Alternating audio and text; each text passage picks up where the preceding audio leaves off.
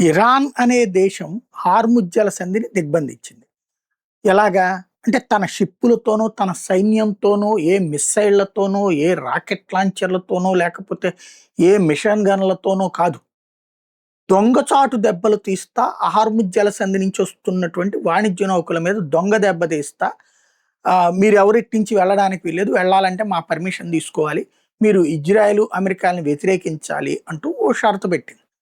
అలా కాదని చెప్పి నే ధైర్యంగా ముందుకొచ్చే షిప్పుల మీదకి డ్రోన్లతో దాడులు చాటు నుంచి.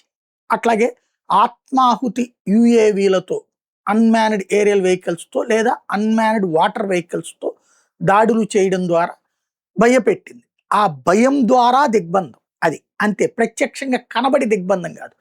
కనబడితే అమెరికా, ఇజ్రాయెల్ ఏసేస్తాయి. కాబట్టి చాటు దెబ్బలు తీస్తా సముద్రపు దొంగలలా వ్యవహరించింది.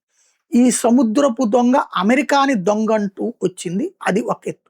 ఇప్పుడు అమెరికా వాళ్ళ నుండి రక్షిస్తానని చెప్పి ఇప్పుడు హార్ముజ్ జలసంధిని తను దిగ్బంధించింది.